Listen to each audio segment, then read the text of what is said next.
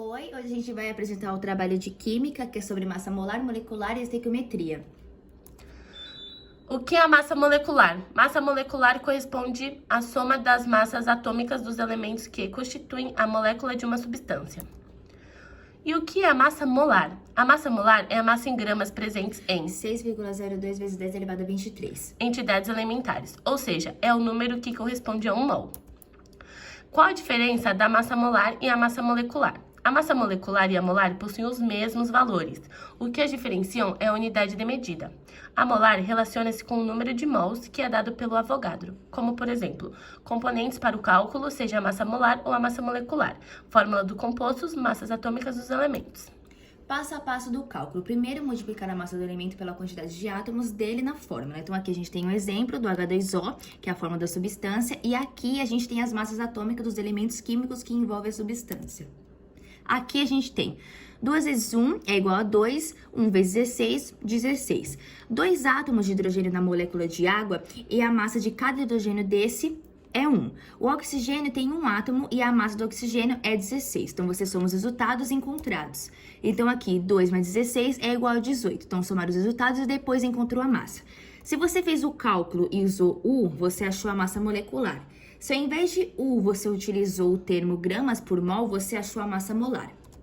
O modo de calcular ambas essas massas é o mesmo, a diferença está na unidade que iremos utilizar, que depende do exercício. Mol. O que é mol? Trata-se de uma unidade de medida utilizada para expressar massa, volume, número de átomos ou moléculas de diferentes matérias microscópicas. Estequiometria. O que é o cálculo estequiométrico? É responsável pela análise quantitativa da composição das substâncias consumidas e formadas em uma reação química. O cálculo estequiométrico estabelece uma relação entre as quantidades de reagentes e produtos de uma reação química. Assim, é possível saber a quantidade de produtos que serão utilizados em uma reação e a quantidade de produtos que serão formados. Como realizar o cálculo estequiométrico? O cálculo pode ser feito em 3 etapas. A primeira é escrever a equação química. Escreva a equação química conforme apresentado no problema ou no exercício proposto. A segunda é balanceamento da equação química. O balanceamento informa a quantidade de átomos envolvidos na reação. Ele é importante, pois garante que exista o mesmo número de átomos dos elementos em cada lado da equação, ou seja, reagentes e produtos. Você deve acertar os coeficientes estequiométricos. Eles são os números multiplicadores recebidos pelas espécies químicas em uma equação balanceada e indicam os números de mol. Terceira, estabelecer a regra de 3. Quando se trata de relação de grandezas, é preciso estabelecer uma regra de 3 simples entre os dados e a pergunta do problema. Curiosidade. Quais são as leis da estequiometria? Existem 2 leis. A lei das proporções constantes de Proust, que diz que a proporção em massa das substâncias que participam de uma reação e das que são produzidas é sempre constante.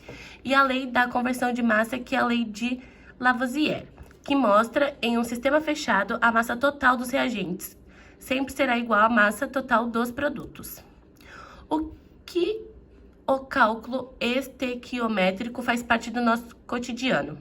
O uso de estequiometria está no processo de cozimento da nossa comida, no suco que tomamos e muitos outros alimentos. Está presente até no sabonete. Biografia. Então, aqui a gente tem um pouquinho sobre o químico Otto Waalds, que é de 1877 a 1945. Ele foi quem criou a massa molar e a massa molecular. Ele foi um físico e químico que nasceu na Letônia, em Riga, no dia 2 de setembro de 1853, sendo falecido em 4 de abril de 1932. Ele é considerado como um pai da física e química, tendo recebido um prêmio Nobel de Química em 1909, devido sobre a catálise, equilíbrio químico e a velocidade das reações. Ele também desenvolveu um processo de fabricação nítrico por oxidação do amoníaco. E a gente tem o Antoine Lavoisier, de 1743 a 1794, foi um cientista francês e autor da frase: na natureza, nada se cria, nada se perde, tudo se transforma. Ele foi considerado um dos pais da química moderna, foi um dos pioneiros da química, filosofia, economia, finanças, agricultura, administração pública e educação.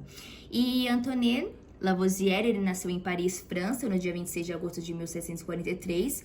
Filho de rico, negociante, proprietário de terras, ficou órfão da mãe e ainda muito pequeno, foi criado pelo pai e por uma tia solteira. Bom, então é isso. Esse foi o nosso trabalho. Obrigada por todos que assistiram.